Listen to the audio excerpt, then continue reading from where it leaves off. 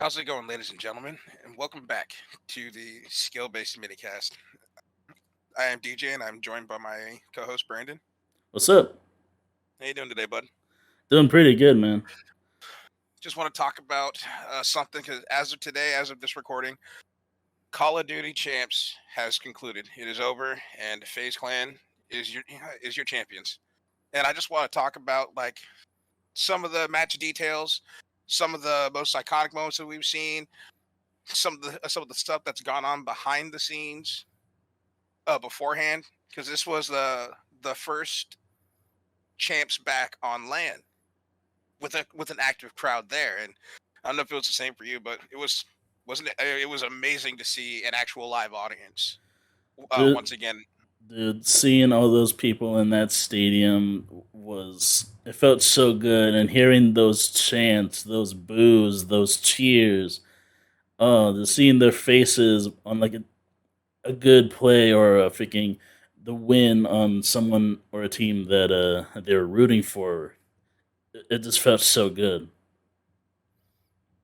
And I want to start off with this, like the very first match. Did you notice when you're talking about chanting, the Dallas versus Minnesota Rocker match, Dallas Empire, when they introduced them, everybody was cheering and standing for Rocker. But then, as soon as Dallas came out, the tide turned, and it was nothing but booze. And I honestly, go this ahead. is kind of just comes down to everyone hating on Krim because he loves playing that villain. He likes doing them trolls and make it everyone just not like him. I don't And he does it. know. He does I it don't. well. And he does it well, but it's also I kind of feel that there is also something else in there. Like he actually has this I guess vendetta, I guess if you will, against some of these players, like Scump, Formal. Those are two that come into mind whenever they bring up Krim and his little dramas he gets into. There's some other noteworthy players. I would say a lot of the phase guys they don't like him. Any chance they got, Simp would shoot his body and talk shit across the stage to Krim, Uh, and it was amazing. one half of the tiny terrorist, but has one of the loudest voices. And I understand, especially if Krim has accepted this villain role. My only problem with it is you're good at COD. You're hands down one of the greatest and most one of the greatest COD players in competitive history. Like when I think COD, I think Krim, Clayster, and Scump. Some of the guys that have been around forever that have taken home awards and trophies in droves. But my only problem with him wanting to accept this villain role is now it's also starting to affect the rest of the Dallas guys. Now I don't know if Illy, Shotzi, and Vivid are like, oh yeah, this is cool. We're gaining some notoriety, or if it might somewhere down the line affect their gameplay as a competitive team. Make sense?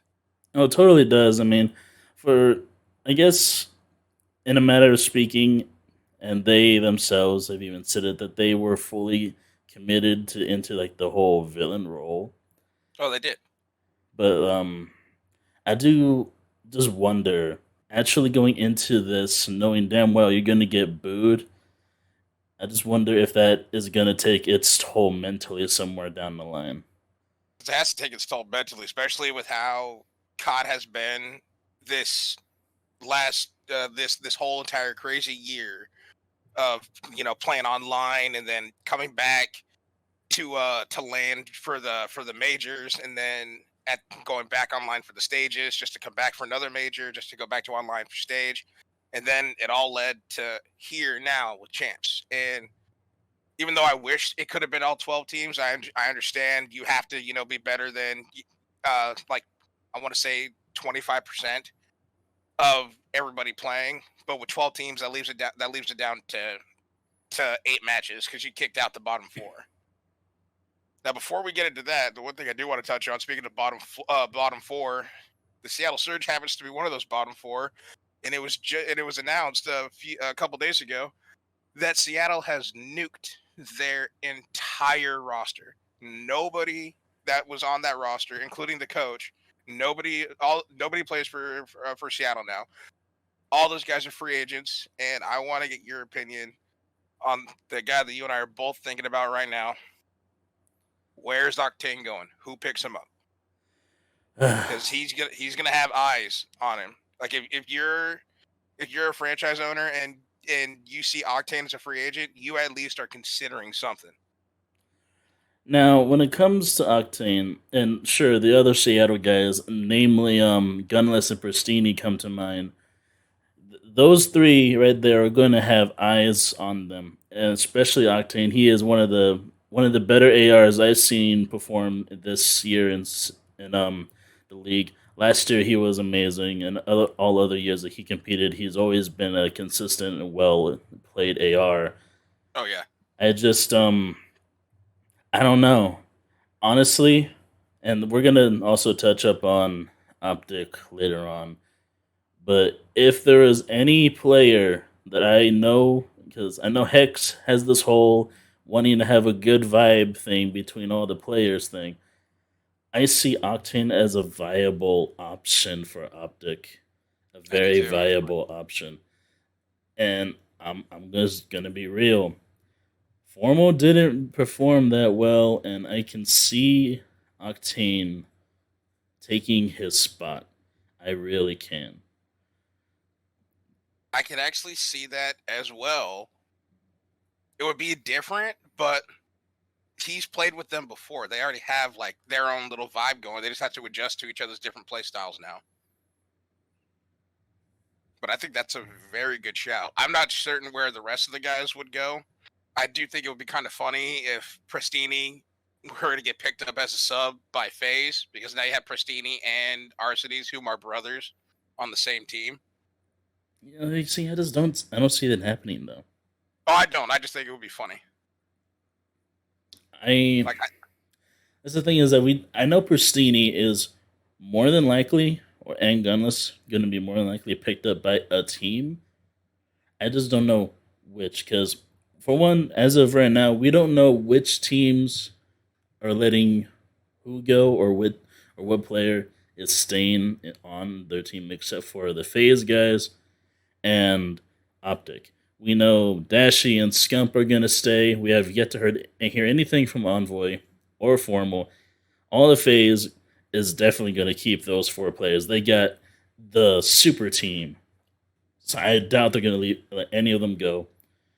I think Dallas, maybe I can maybe see Vivid maybe getting traded out, but that is also a maybe because he is very good whenever he pops off. He can carry a whole game if he's just feeling himself that game. But yeah. uh, I could also, for me personally, I agree with those three. Like, especially if Vivid gets dropped and they bring on somebody else, I'm not surprised. If Vivid stays on, that's cool too. I could never see Dallas getting rid of Krim or Ilya Shotzi. Those guys are too good. But another team that I don't think will have any subs is actually Toronto, the your second place team. They popped off, especially when Dallas sent them to losers bracket. They fought, they clawed their way just to get to winners finals. I think And the most that I can see happening is maybe Kleenex getting either put on like a sub, or they might just trade him out because he is honestly for the final match against FaZe, he was the least honestly performing one that I've noticed. He did have his big moments, but everyone else seemed more consistent, especially Insight and Insight and Vance. Cammy were nasty. Like Cammy, oh my god, Cammy, That had ace, I don't want to say the second round of the SND. one of the fastest freaking aces I've seen. Hell yeah. That was insane, and that was such a good match.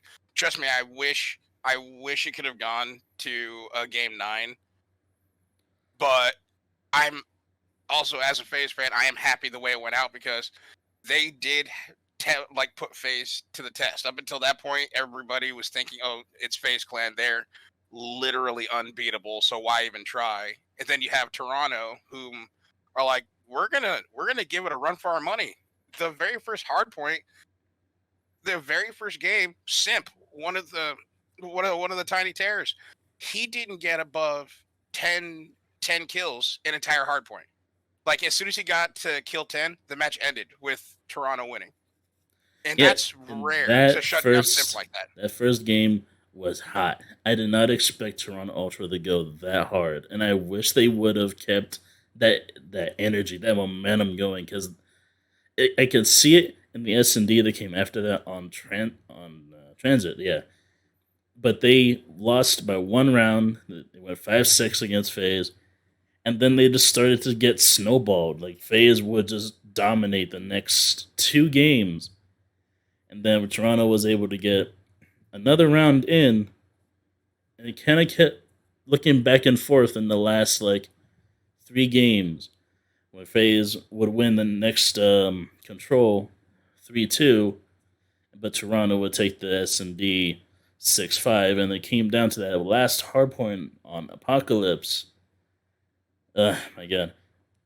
There were some instances where it looked like Toronto might pull back. The FaZe, their defense was unbeatable. It didn't look fair, and at that point you knew they have it. They're gonna win. FaZe are world champions. FaZe just knows how to stay one step ahead and one game ahead, and that's why in the keys to victory that Merc and Maven, Miles and Chance, they'll always talk about for the enemy team. Their second bullet point is always you gotta shut down Simp or you gotta shut down a BZ. You let those guys pop off, you're not leaving. You're not leaving spawn, especially with the BZ, how he can swing an SMG like it's an AR, cross mapping people on Garrison just to hold a spawn camp. The kid's a mad lad. But I am again I am happy how that finals did turn out because it was intense. And was it the FaZe Toronto game where the final score from one of the hard points was a 2 point difference of 250 to 248? I No, cannot none remember. of those hard points were that close. Okay. It was the fourth match versus Dallas. Oh yeah. They lost that by 2 points. And that was coming down to the wire, just like you contest long enough until it goes to the new P. Can I just say that was probably the one of the happier moments of this that whole World Champs was when Toronto beat Dallas, eliminating them from the tournament. Oh yes. The Yes. cheers in that stadium were fucking fire.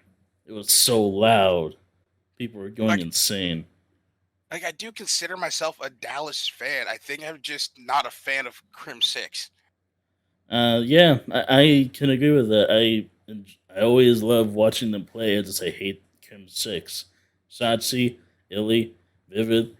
If honestly, if it wasn't for the captain, they'd be cheered for instead of booed. Especially Illy, he's a rat, dude, and I would hate to play against him. And then you have Illy, who's like, "Oh yeah, I have less than half health. Yeah, I'm just gonna chow you, and then I'm gonna triple chow the guy behind you because I'm not afraid. I don't need to heal right now. He doesn't know that this is about to happen. Madness. I would, even though I'm not one to turn down an ego chow, but even I know I have 5 health. There's no way I survive this, and Illy somehow does, and it bugs me. Can I actually just shout out the underdog, the fucking team that went on for a whole like the biggest comeback in COD history in Major 5 against Toronto. Oh, Fucking Rocker. Rocker. These guys, my god. They lost to Dallas round first match of the tournament. They lost 3-0, but then they went on to eliminate LA Thieves and New York Subliners only to lose to Toronto 3-2. I'd like to stop you right there and just say I felt so bad for LA. You clawed your way through the last stage into the major just to start in losers bracket, and your first game on land at champs ends in an L against Rocker. But hey, it's one hell of an underdog story. These guys, even against some favorites, I mean, shit, they were. I heard more rocker cheers and chants over Toronto Ultra, and I'm like, damn, that's crazy because Toronto Ultra not only has like no drama on their name, they are also one of the favorites to win, but people were cheering more for Rocker than Ultra because it was the underdog story. You know, like you wanted to cheer for the little guy. And they had some serious talent on their team too, like Standy, a rookie, first time at I want to say it's his first time at champs, but who's a rookie and he's backed with and he's goated in his own right. But then you have the likes of like Attach and Priesta who have been in the game for a hot minute by his side. Major Maniac, all of them, especially when they were going up against New York, they were they were putting them through the dumpster. They have a good situation going, and I think for next year, if they if nobody continues, uh, roster swapping LA, um, I think Rocker could be a pretty good contender for next year. But that's also if they don't let anyone go. Honestly, if they were to let go Standy or Attach, that'd be a big mistake. I'm Very, just gonna throw very. this out right now. You don't want to let either of those two go, especially Standy with how hot this guy was. What was I think wasn't he a rookie? Yeah, Yeah, he's I think he's one only of been in the since 2019, 2018, 2019. That's when he one of started the getting into actual pro best scene. new players I've seen in a while, next to Insight and fucking Attach. One of the clutchest players of the Call of Duty League. That he has been around for a minute. That man's a veteran.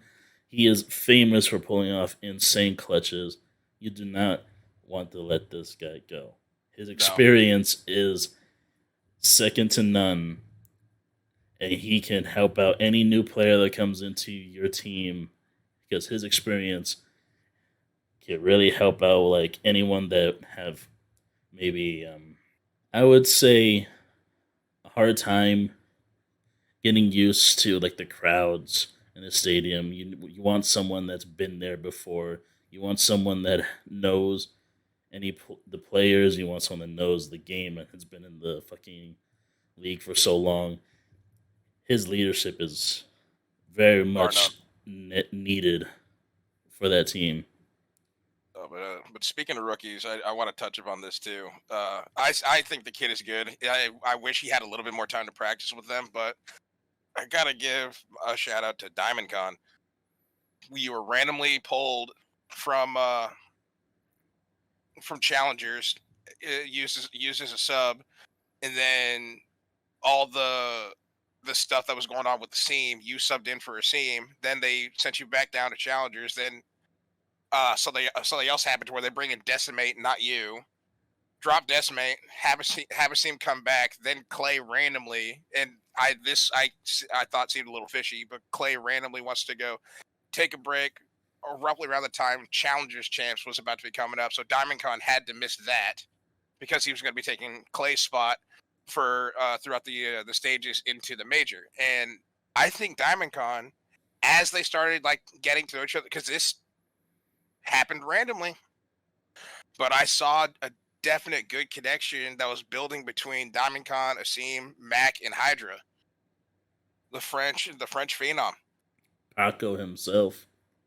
And that's the one thing that I was giving that I think when it comes to New York, especially with Clay gone, I don't know how long Mac has been in the scene or Asim, but I know Hydra and Diamond Con are rookies, so their team consisted of two rookies, and I don't think Mac or Asim have been in long enough to be considered vets.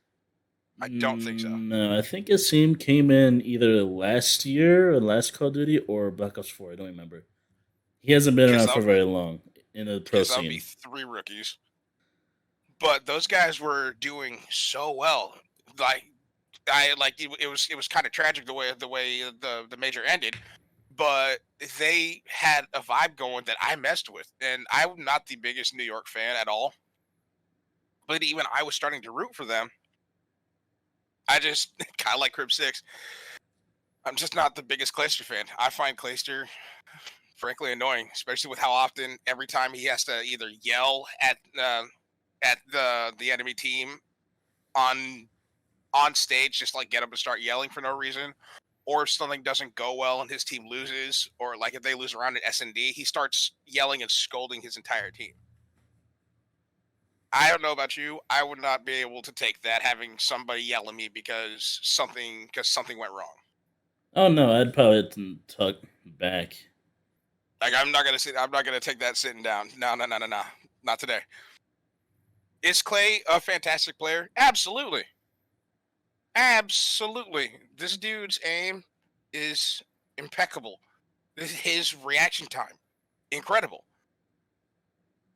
His attitude, yikes. But just like Crib, the kid knows COD. He's good at COD, and that's what he came there to do. But I was just kind of disappointed that randomly out of nowhere, the day of when I checked the active roster list of who's going to be playing, and it says Clayster instead of Diamond Con. Like, dude, Diamond Con fought his ass off to get this team in winners bracket. I think Diamond Con should play. But I get it. You want your veteran that you know is good at the game to take the spot, especially with the bond that him and Hydra have. Hydra's just like, hey, Daddy-o, tell me what to do. I'm there. And Hydra's correct. Now, I want to get your opinion on something. I want to talk about the teams that were not at Champs real fast. Namely, LA Gorillas, Seattle Surge, Paris Legion, and London Royal Ravens.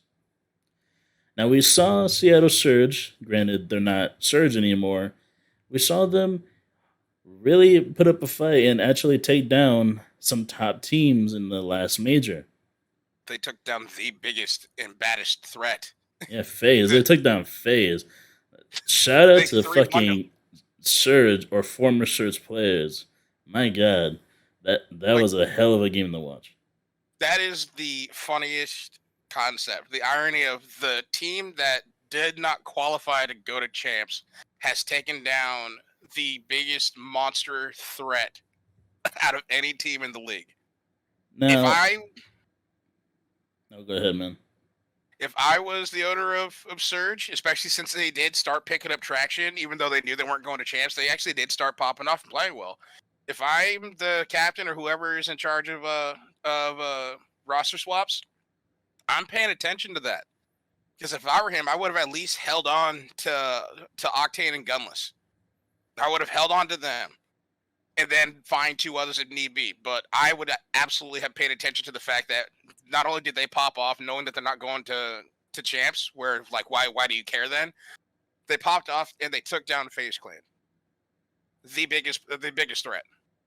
Now, LA Gorillas, not gonna lie, they have really top tier players. They have the potential. I just don't think they worked well together, or something in that team just didn't mesh well. But maybe if they do some roster changes, swap some people out, I don't know, they might be able to compete. We gotta wait and see. London Royal Ravens and Paris Legion, two of the worst teams, but yet we can't forget about players like Zaptius or Afro. Like those two, What they came in and they were their best players, and there was a light, just flicker of light for those two teams. I'm just like, if they can fix their shit, I don't know what's wrong, but if they can do something, maybe they can actually compete. Because this year it felt very just like you knew which teams were going to champs like halfway through the year. you did, like after the first, I want to say 2 majors, it was abundantly clear who are the top dogs. But what real quick, going back to LAG before we talk about London, I honestly foresee a full roster swap for LAG. I do not see any of those guys staying on that team. Will any of them will be picked up? Absolutely. Chino and Asal, they've been in the game for a little bit. They're easily get picked up. But I would be amazed if LA chooses to stay with this roster as they currently stand to have now. Now, when it comes to London, I see a lot of potential with London now, but I think they made the necessary changes, but they made them too late because Avro, Johnny, Paulex, and I forgot the last one, Zaptius. They No, Zaptius is Paris. he got dropped from London. But either way, with London, I think the changes that they made were perfect for what they needed to do. I saw major improvement over the course, but it seemed like, you know what? I think you guys might have been too late when you made these changes. I mean, they did. They took down some major names, like they beat LA. I think they beat. Did they beat Optic at one point? Not sure actually. But they started Yeah, I making don't know. traction, and so I'm like, okay, next year if these guys get to mesh well with each other, I can see this being a pretty solid. I can see London being a problem, and that's ultimately what I want for next year's COD is stop doing roster changes. It messes up the vibe. Doesn't give people time to practice with one another. Like the amount of roster swaps that LA went through, it seemed like every time they had a match, there was somebody new. Yeah, what's up with that, Nade? The fuck? Like all of a sudden, Anyways, fucking. Actually, speaking of LA, sure, it was heartbreaking to see them go the first match that they played, but if I'm going to be real, given more time to practice and at least keep the team that you have now, don't switch it. I think this team can actually be a big threat for next year's Call of Duty. especially with John and Slasher, they've been there before with each other. They've won tournaments together. They have the ability to do so. It's just I I don't think we got enough time to see the potential that they could make before somebody was subbed out. Like all of a sudden, Slashers dropped, and they bring on Temp. Then Temp's gone, and now we're bringing Slasher back. Now you drop TJ Holly. Then you bring on Draza. Then you drop Draza, bring on Venom. Then you drop Slasher again and bring up Draza, Snare, Draza, and Venom and The Kenny. Hook came in there at Then some point. then Hook came in there, and Hook was Hook replaced Venom. Then they dropped Hook because he wasn't performing at full potential with the whole Adderall thing. So then you drop Hook, bring back up TJ, drop drop T. I'm sorry. You drop Hook, bring up Slasher, then you drop TJ, and now you have now you have John. Honestly, when I'm looking at some of these team rosters, LA has some of the most actual players that were on their roster at any given point. Most teams had maybe 4 or 5 players that were in the team of as of this year. Freaking LA Thieves has 7 different players that are on their roster. Like That's that, crazy. they were cycling through if they wanted to play with TJ Draza or Venom, and then one of them they dropped completely and brought up John from Challengers, and then sent TJ back to Challengers. TJ is good. I don't know why they would throw him down there. Yeah, I don't know. That's definitely an interesting decision to make. But this World Champs, honestly, I've already voiced my opinion of Cold War. I don't like it, but this champs was an intense and fun thing to watch. Sure, I am an Optic fan, always have been for years, fucking years. I'm talking since their sniper days. But it Millions. was heartbreaking to see them go, and honestly, I couldn't have asked for a worse matchup because Toronto Ultra was the one that were decided to face them in the elimination round. And if anyone pays attention to the league, Toronto Ultra has Optic's number, and I don't know what it is about Toronto that gets Optic so. I don't know. It's just for some reason they go against Ultra and they just can't perform. The only ones that were able to perform were notably Dashi and Scump. Envoy came on a couple times. Formo was inconsistent as usual. Scump played his best. I mean, this guy could not carry any harder. Dude, I at feel one point during the bad, hard point, so bad for Scump. dude, during one of the hard points, at one point he was almost triple positive. Like there was nothing more this man could do Triple to. positive on a 10 streak in their spawn being a nuisance.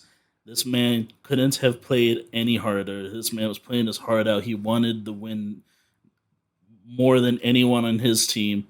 He couldn't do it. Dude, add the bow down to me. That was 2016 Scump. Just slaying his ass off. I think it Dude, was that yeah, it was that hard point on raid. This honestly, they could have won that hard point, especially when Scump was in their spawn on that 10 streak, just keeping them off point. There was a good, I'd say, 10 seconds where anyone on his team could have gone on the hard point and just defended it to get all those points that they needed. They lost 230 to 250. That hard point that Scump was going off at the time for could have been the deciding factor of that match. But no one was there. For like a good 10 seconds, that hardpoint had no one on it. And where was his team? I don't know.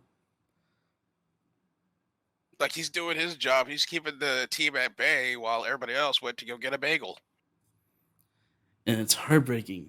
I feel for this man. This man wants nothing but to win. He still has that competitive fire. It just wasn't, I guess, meant to be. I mean, he did say it before they went down. His last interview was when I think her name is Jess, the interviewer lady. She was like, "Who would you rather face, Dallas or Toronto?" And he goes, "Well, Dallas has beaten Toronto. Toronto beats us, but we've beaten Dallas. So statistically, we would want to face Dallas because Toronto has our number. I don't know what it is about those guys, but as soon as we see them, we just can't." And I remember me and you, we were watching the Dallas versus Toronto match, and we were on like the edges of our seats, just like send Dallas down, send Dallas down. But Toronto couldn't get it done. Yep, they lost 3-2. And just like everybody else, they were sent down to losers bracket. And I love watching the losers brackets rounds just because now it's a fight for survival. Like this is it. If you lose, you're done. You go home. And especially since this is champs, you go home and you're not coming back until we start competing for Vanguard. So this is your last chance to do something. And it was awesome to see just like the fight and the drive in those guys. You could see them turn on like a hyper focus in their minds. Even something simple as like watching the face cams of Clay and Hydra, how they're just hyper focused on this game. I see him at one point. I'm pretty sure, even though they just won a round, he still held on to his controller and he didn't blink the entire time. That man was in the zone. The call outs, they get crisper, they get cleaner. Now you have more cohesion because this is it. It's do or die. Especially if you take it to game 5. As soon as you get to game 5, round 11, this is the last thing we're doing. It's time to work. Game 5, for those of you that don't know, is usually a search and destroy. Yeah, but I do want to end it off here saying that FaZe and Toronto Ultra, good games. FaZe of obviously is world champions. They took home the ring, the check, all of that, and you couldn't have asked for a better final match. That whole series was intense. The outcome was emotional. If obviously the second place or second team that we were rooting for to win was FaZe, they got it. Everyone was losing their minds. It's just that whole series was probably one of the best final rounds I've seen in Call of Duty in a long time. Very. GG's to all the teams that got to play. GG's to the bottom four that didn't get to make it. Hopefully your luck changes next year. Seattle, you just nuked your entire roster. I'm very curious as to whom you plan on picking up. I'm just surprised they let Octane go. Like, what the fuck are you doing? That could be a great thing, or it's going to be a terrible thing I for mean, them. Octane happy as hell. He wanted out anyway, and that man Yeah. couldn't be happier. Yeah, so GG's to everyone that performed. I'm happy that LAN was back. It was so good to see a crowd there. It was so good to hear the chants, the cheers, the boos, the high fives, the hugs, the confetti. And yeah, till Vanguard. Hashtag brick by brick, people. Green wall. The grind doesn't stop.